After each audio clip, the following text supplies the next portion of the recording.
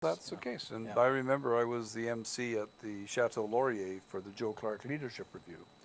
And there's a conservative, and Vicki Huntington, of course, is who I think you Independent MLA now from Delta, and yeah. Vicki was one of the speakers at our At rally. the HST rally, yeah. That's right. And Vicki Huntington was Ron Huntington's daughter. And she asked me to be the MC somehow, or she was doing something because somebody had not made it, got sick or some such thing. And I wasn't the MC for the whole thing because they had broken into two places. There was out at the Ottawa Annex and there was part at the Chateau Laurier. But I got to be the Chateau Laurier one. And it was just everybody running one way, and that's when they voted that Joe Clark they'd have a leadership review. It wasn't the actual deal where Mulrooney got elected. It was the decision where Joe said, well, I've only got 65% support. Yeah. We're going to have a leadership review. Thought he could get his numbers up. Walked right into it. And so I'm just trying to give people the concept that you have a political background, and your political background has involved a lot of things with Bill Vander Zalm, and I think, as you know, I have been one of his many admirers. I've never worked on one of his campaigns. I've never done anything politically with him. I've been an observer until the HST. And the HST has got, well, Bill, yourself, Bill Tillman, you guys have come up and created an army. It's a tiger by the tail, I have to say, David. And I sent out an email today to some of the people working on the campaign with us, and that's so some of them may be tuning in tonight. One person in particular who deserves credit and is kind of behind-the-scenes quiet person, wouldn't even want me to say her name, but Cheryl McNiven, or Cheryl Barron, just a wonderful person. Yes. She's actually from the NDP side of things, but just a really hard worker. And she's been tasked with organizing all of the regional captains and all the regional organizers, which is just a huge job. And what's happened now, especially since we announced the approval for the petition. Last Thursday, yes. Yeah, this has just exploded. We had about 1,500 volunteers already across the province. We've had another 300 come in the last 3 days. So about 100 a day coming in, and just regular. Every time I go open up the email, there's another 5 or 10 people volunteering.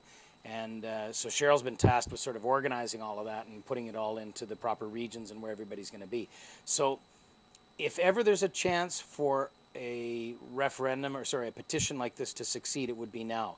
And I think for two reasons. One, the HST is across the board. It hits everybody. Doesn't matter what your political background or your political beliefs, you're going to pay. And second, we now have the internet at a sort of a maximum capacity, a critical mass of people who are online now, so we can communicate with them. We can instantly channel this energy and this army and build it into something. So it's a phenomenal force, and I expect that we'll do fairly well with it.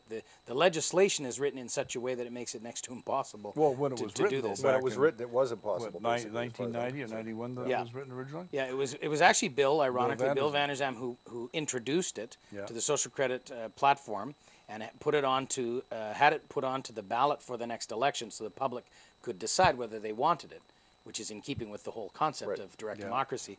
And by the time it went onto the ballot, Rita Johnson was premier, running against Mike Harcourt. Mike won the election, and then they proceeded to put the legislation together, and they did it in such a way that made it very, very onerous, far too onerous. And I think, in fairness, what you have in California may be too easy, where every other day there's some group coming up with a petition, and people don't even pay any attention anymore. So that's no good. The way we have it now is just way too hard because nobody's ever succeeded. Somewhere in between, where an issue of pressing provincial significance to people can be addressed, not necessarily super easy, but not necessarily impossible, would be the place. Well, the last attempt I remember of really going would be the direct democracy push that they did several years ago. But let's just get in. What do we need? There's 85 ridings. Am I correct on that? We need 10% of the registered 10% voters of the registered voters. in all 85 ridings. So if we get them in 84 ridings and we miss in one, it's done. So if you had 20% registered voters in 84 ridings and one riding only had 5%, you're done. the whole thing collapses. The whole thing collapses, It's yeah. not 90% of the ridings or something. Exactly. And that's why it's 100% too of the onerous. ridings. A better way to do it probably would be 10% of the electorate at large, and with 50% of that vote, say, in the Lower Mainland, and the other 50% in the regions, or something like that, where you have a Something balance. else to give a little bit more balance Yeah. somehow or other. But so that you're not hinging on one specific Well, let me just riding. get this straight, because what you're doing, I've got your pamphlet, and I'm not sure, Mitchell, if you've managed to get that into things so we can put it up here. You've got a link, have it? Okay. It's the fighthst.com. And what you're looking for, if I'm not mistaken here, you're going to start this April the 6th. So I was going to say the snow will be gone, but there's not much snow now. Yeah. And we need approximately 4,500 voters per constituency. But you want 50 volunteer canvassers in each riding. And if each volunteer gets 100 signatures, that's 5,000 per riding, give or take a bit. Yeah. You've got it. But 50 times 85, what is that? Is that 4,800? Yeah, 4,500 or so. 4,500 volunteers you're putting together, and this is volunteers. They're going to be paying their own expenses. They're going to be paying their own deal too, because it's not like you're a political party where you've already got a grassroots organization. What you're doing is reinventing Democracy. You just like doing this, don't you? Well, this one is fun because this one I think we have a real chance to make an impact. And to be honest, I really enjoy working with a broad diversity of people. It's great to be in a political party setting where people agree with you, by and large. But what's more fun is working with people who maybe don't always agree with you on everything. And I find that stimulating and just interesting.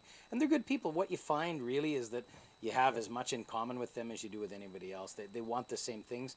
The difference is in how do you get there. And so that's where you sometimes, don't always agree. But generally, people want the same things. And this is what's been a great experience about this, is just meeting all of these people from all over. We have the BC Refed party is involved with this. Mike Summers, their president, is up north in northern British Columbia. Great guy, very hard worker. And he's got a very difficult region because he's going to be the regional organizer up there. And the north is less population, but it's so spread out. I mean, you've got to drive 8 or 10 hours to get to some areas of that riding from where he is. So well, if you want to get to Atlin, you've got to go to Whitehorse first. there you go. Can't even drive You there. got to go up and back down. Got to again. go up and back That's about down. as remote as you can get. I think Pitcairn Island is the only place further away than Atlin to get to. But you've got some real complications when you're dealing, for instance, here in the Lower Mainland, where you've got a bunch of different ridings relatively close to one another. And if you're going to go and get signatures, for instance, at a mall, you have to have every single one of those signature papers for each of the different ridings at each location. You raise an excellent point, Richard, and here's the interesting thing. Elections BC will not even give us a voters list. So we have no way of even validating the signatures. So we're actually thinking of maybe doing a court challenge to that, a very quick court challenge, and saying, because they do provide it for a recall, but they won't provide it for this. I actually think it's probably an accidental mistake somehow, an oversight on the drafting of the legislation, because it makes no sense. So when you get into concentrated areas like Surrey, for example, where you have 8 ridings, I think, I mean, if you were to go in a mall to collect signatures, they'd be from everywhere. So you really have to go door to door. That's going to be the process in the Lower Mainland. You get into the regions, some of the broader areas, somebody's door to door is 6 miles driveway long, right? So then you've got a different situation. You probably have to go to a central location, the town mall, on a Saturday, and have them come, right?